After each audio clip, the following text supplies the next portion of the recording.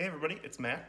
I just want to make a quick video about a topic that I've been thinking about a lot lately as I've been working on different excerpts, and that is tip refinement in a reed and how to do it and what it does to your sound and sort of your ability to make different sounds.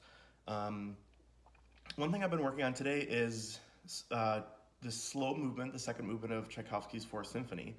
Um, It starts with a beautiful oboe solo. It requires a really smooth, um, really just sort of chocolatey tone. And the very first two notes of this solo are two of the most contrasting notes on the oboe.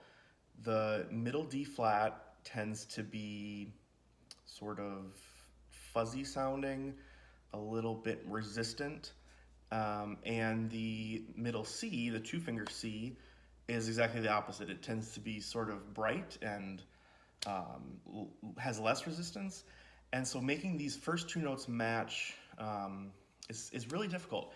And I just had a mini epiphany, so I thought I'd share it with you. Here I have a reed that I've been working on for a few days.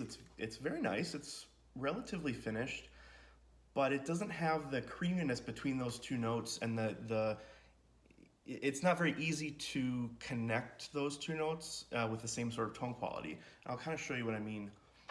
Um,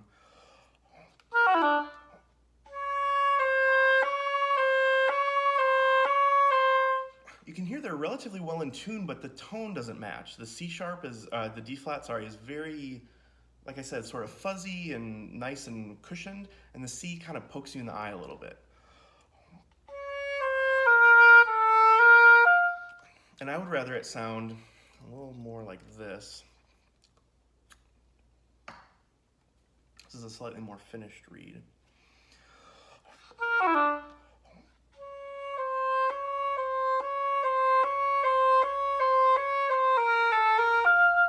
hope you can hear the difference in the video. The C feels much more cushioned, and I can blow into it a little bit more without it spreading.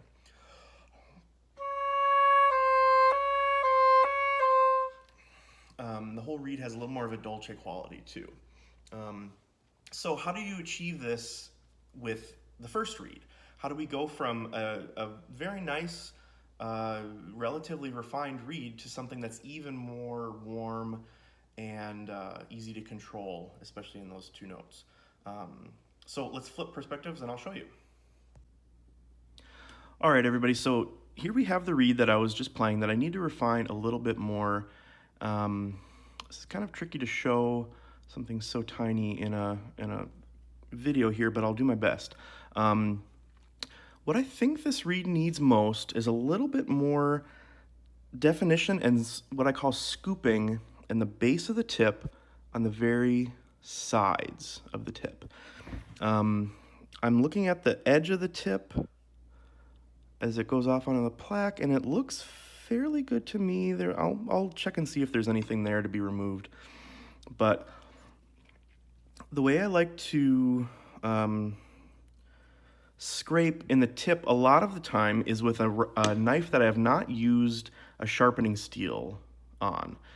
I tend to find this gives me a sort of a creamier feel for this really delicate tip work.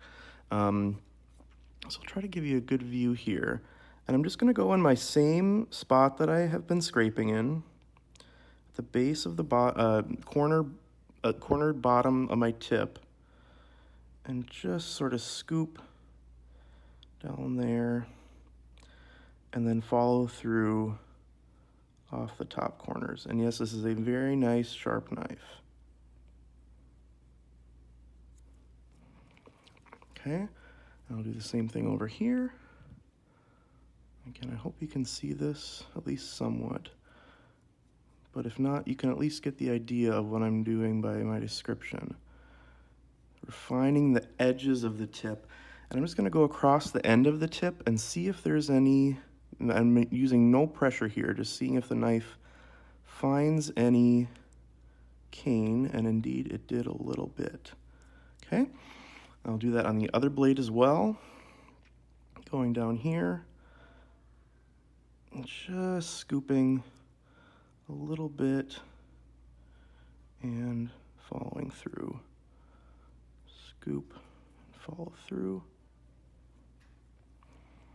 Get rid of any little nicks. And again, I'm going to go across the edge of the tip.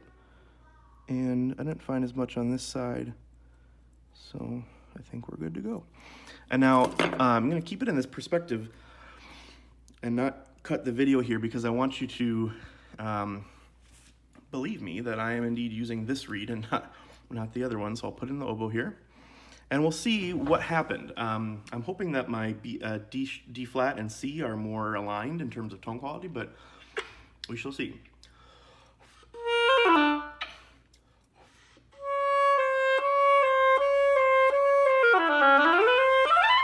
So it helped the feel of the reed, but it didn't improve the tone quite as much as I'd hoped in between those two notes.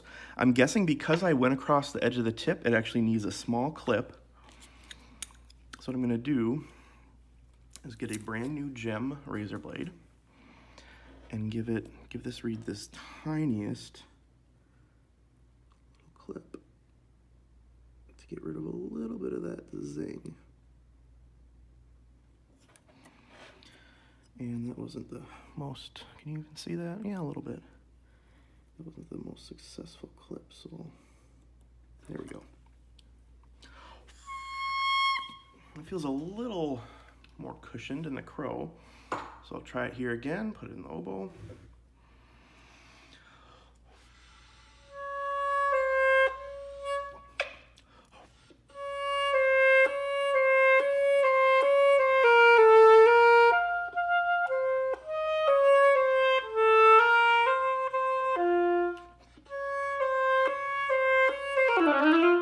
So I wouldn't call this reed perfect or completely done, but that little bit of refinement on the sides of the tip really helped, and along with that small clip, really helped to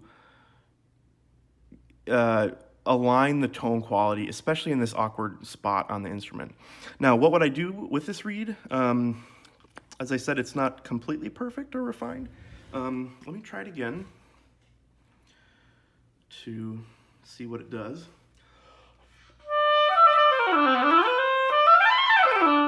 So to me, it's just a tiny bit resistant. Still, I might just dust the heart. I probably won't take anything out of the back. I think the back is plenty scraped at this point. I might just dust the heart and see what that does. Hopefully it won't take away any of the good work I just did, but we'll see. Let's switch perspectives again. So I actually just dusted the heart of this reed like I was just talking about, and it did do some nice things for the overall resistance. Response is still maybe a tiny bit more cushioned than I'd like, but I'm gonna leave it there for now and just practice on this reed because it's still fairly new. The cane is still sort of settling in. But the good news is that dusting the heart, and by the way, when I'm talking dusting, I am not using any pressure at all. I'm letting the sharp knife do the work, and I'm getting little floating away dusts of cane. Now, when I dusted the heart, it did not really affect the nice tone quality that I got before in the D flat and C.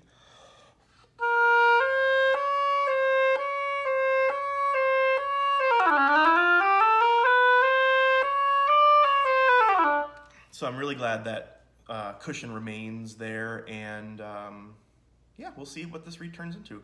Thanks a lot for watching. Let me know if you have any questions or comments, and hope to see you in the next video. Bye.